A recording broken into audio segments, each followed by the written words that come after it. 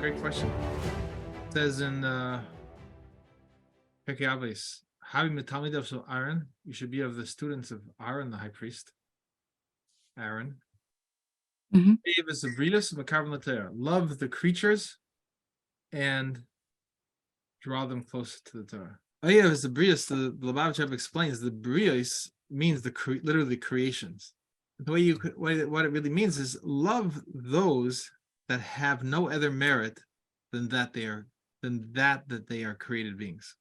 So a person whose only merit, everything about him is off, and maybe he's acting improperly and he's doing improper things, he's thinking improper thoughts, he's saying improper things, he's doing improper things, he's the one who has no other merit. Because if a person, let's say, smiles at people, he does nice things, so then he has advantages, he has some advantage, he gives a lot of charity, or he employs a lot of people, or he prays a lot, or he understands the unity of God and proclaims the unity of God. All these are great things to do that then mean the person is more than just merely a creature. The human being that's so far from godliness that all you could see in him is that he is, his only claim for your attention is that he is created by God Almighty. Eyev is a bris, he, you have to love him and draw him closer to the Torah. And drawing him close to the Torah, it means that you need to let him know that you see that he's created in God Almighty's divine image. You need to see his potential. There's a Rabbi Meir Greenberg was the chief rabbi of Patterson in northern New Jersey, which at the time had a big Jewish population. And one night he was walking home from the synagogue, and the neighborhood was deteriorating. There was a lot of kids that were, youth roaming the streets, and a young black kid comes up to him with a gun. And this rabbi is walking home from shul, and the kid robs him at point blank range and says, you should give him all his money or else. So Rabbi Greenberg, who was also a Chassid of Lubavitch Rebbe, he looks at him with tremendous compassion and says to him, looking him straight in the eyes with compassion, that you are far better than this.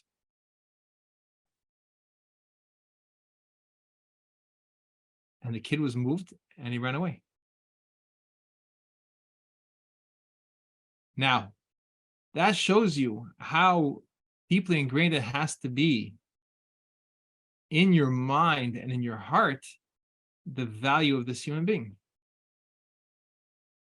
Because he didn't get into any, well, this kid is, a poor black kid from the people that are coming into town, and, the whole neighborhood is deteriorating, and this kid is carrying a gun, and, what does he have going for him, this kid? What does he have going for him at all? Obviously, he's robbing people at point blank range in the dark of night. And that's not how he saw the kid. He saw the kid as being created in God Almighty's divine image. So the gun didn't make any difference to Rabbi Greenberg.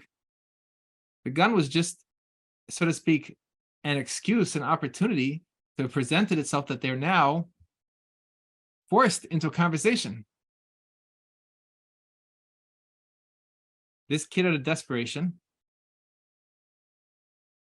spiritual desperation, emotional desperation, perhaps physical desperation for the money, is certainly mental desperation, is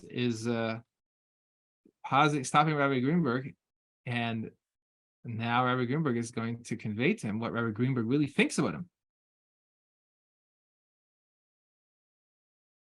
So that's the real test. The real test is when we're challenged in such a situation, are we able to access what we really think about the person? What is that we're really thinking about that person all along? And this is what Rabbi Greenberg was really thinking about, this other human being that was his neighbor, living in the same town. so a neighbor, but also a fellow human being. So that's what he saw in this person. Now, ideally, we would that conversation that story would have had a prolonged conversation. That young man would have said to Rabbi, put away his gun and said, Rabbi Greenberg, please teach me. But I guess he was overwhelmed with shock in his feelings and what seeing in this rabbi's eyes what he saw in this young kid, and his only reaction was to flee. But ideally, that would have been part of a longer conversation. In fact, it says by Reish Lakish, was a great Torah scholar, that he came into contact with Rabbi Yochanan, in an effort to do something that was improper. And Rabbi Yochanan was able to see that this person who was a thug and a leader of bandits had the potential to learn Torah, and he convinced him in the midst of this ambush that he should learn Torah, and if he would learn Torah and become a Torah scholar, he would give his own sister, Rabbi Yochanan, who was a great, great Torah scholar, would give his own sister to this Reish Lakish as a wife. So, can you see how convinced Rabbi Yochanan was about this greatness of this other person, that he was already making a deal with him to marry his sister to him, while the guy was still, in kind of frozen in place in this middle of this ambush, in this conversation. So Rabbi Greenberg similarly saw this human being. That's what he saw. He saw the human being. So the story was told to me by his son. I did myself meet Rabbi Greenberg. I don't know if I discussed this story with him. But his son told me the story also, Rabbi. And that is the story. Meaning to say, it wasn't like a person gets out of a difficult situation and then he goes in, under his breath, he says something nasty about the person who tried to rob him and stuff like that, or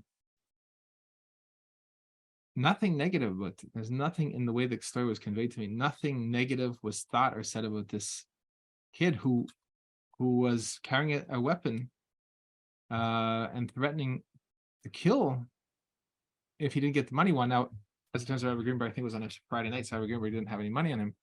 But that is not really the main point. The main point is that this is what the kid's intention was, and who knows what he might have done. A lot of times in these situations, they don't believe when someone says they don't have money. So there's really about what are you thinking about this person? How are you seeing this person? And that is what's going to come to the forefront in the time of stress. So if you're, it applies in every situation. It's so interesting because people find it very easy to have a list of complaints about people, about how terrible people are. And that thinking is so dangerous because it will swing around and it will swing around and strafe everyone around them. It's interesting. I see that when a couple is happily married and they have little kids, then it's so cute, the baby, and the diaper didn't get changed on time. And oh, sweetheart, I understand you're too tired to change the diaper, and oh, a little diaper rash will go away.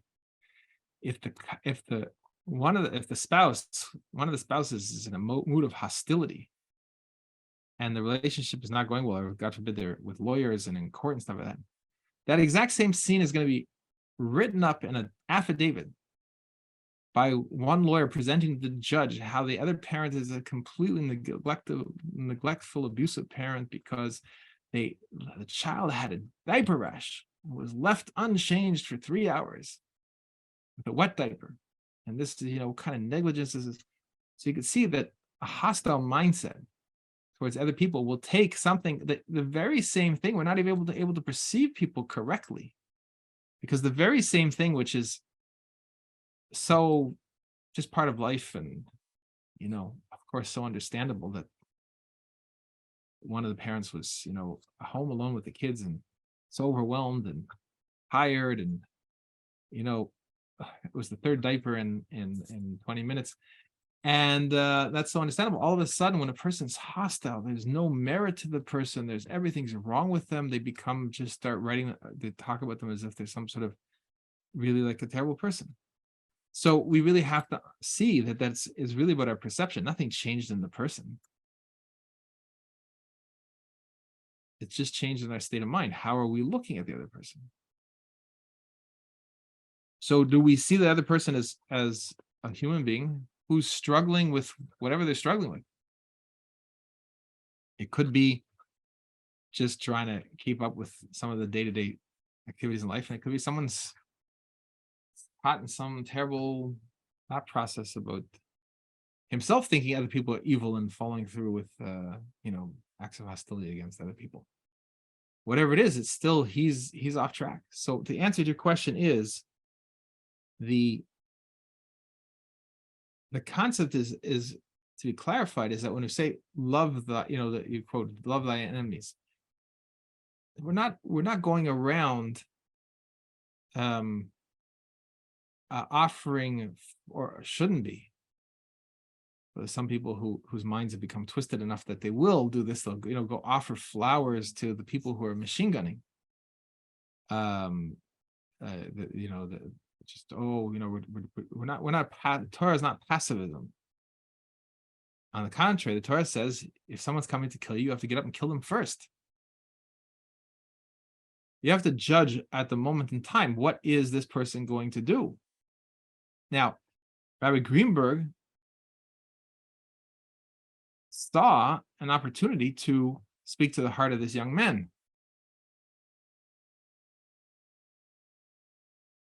There could be a different circumstance if there's people that are really opening fire, and if he had a weapon with him, it would have been a mitzvah for him to open fire first.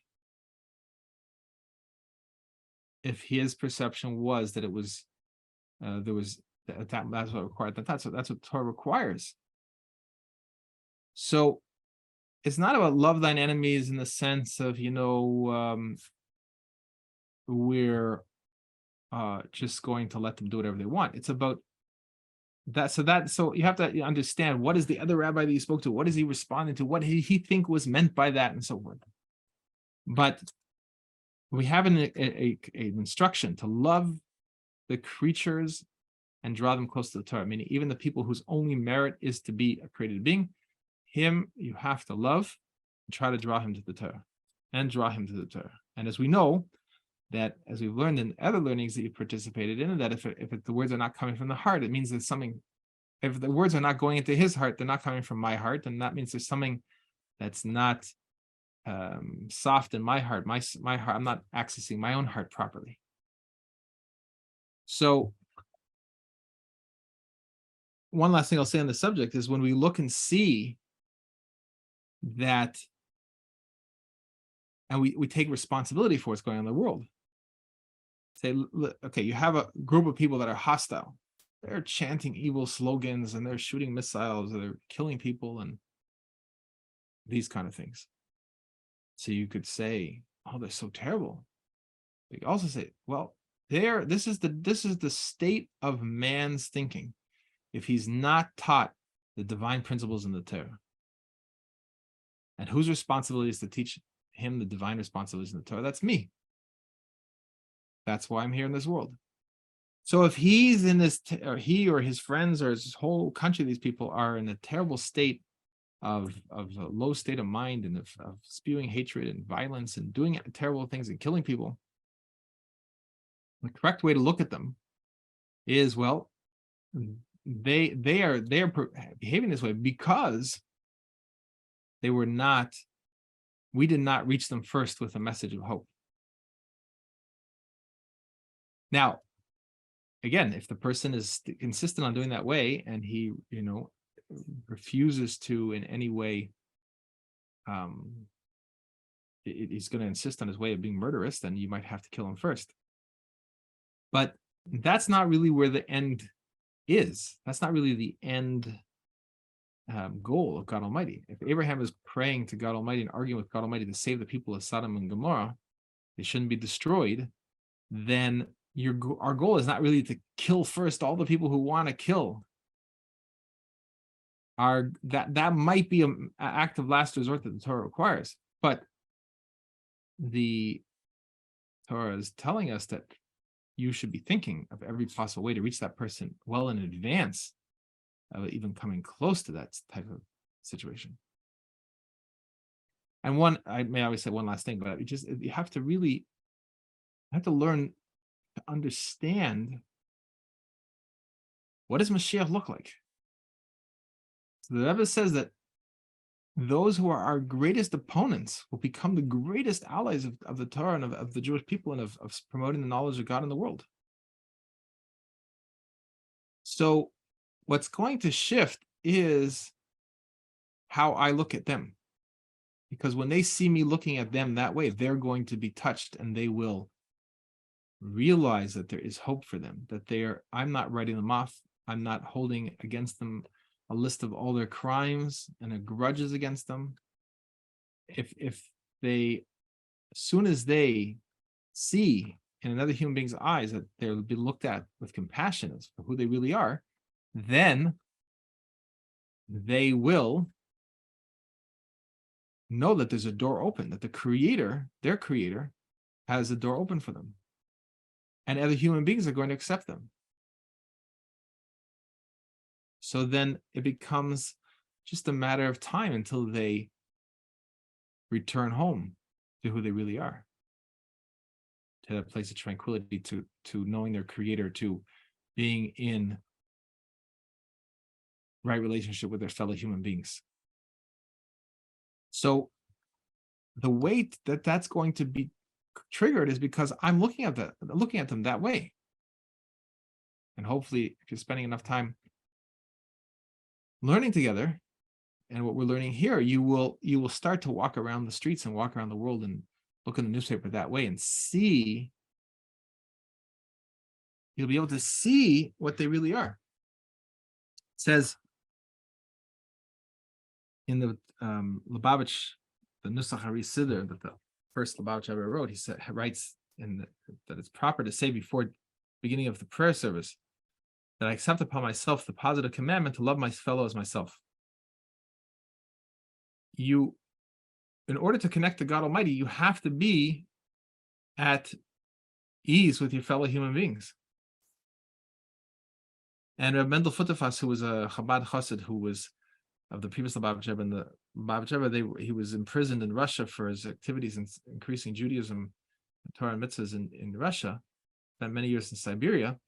He was in a place where no other Jews around, and there were a lot of gangsters and criminals and so forth in this situation that he was, this Siberian exile in this prison that he was in. And he would spend time before davening every day. He would work up himself into a love for his fellow. Now, in this particular case, he was focused on thinking about a Jew that he knew and developing a love for his fellow Jew. But the same concept applies, as Rabbi Steif says, that the commandment to love your fellow as yourself applies also to every human being. That, and he brings proof from Maram Lublin in the Gemara, that this concept of this fabric of existence and this being able to connect with other human beings is essential for the existence of the whole human enterprise. So that's what we need to be focused on.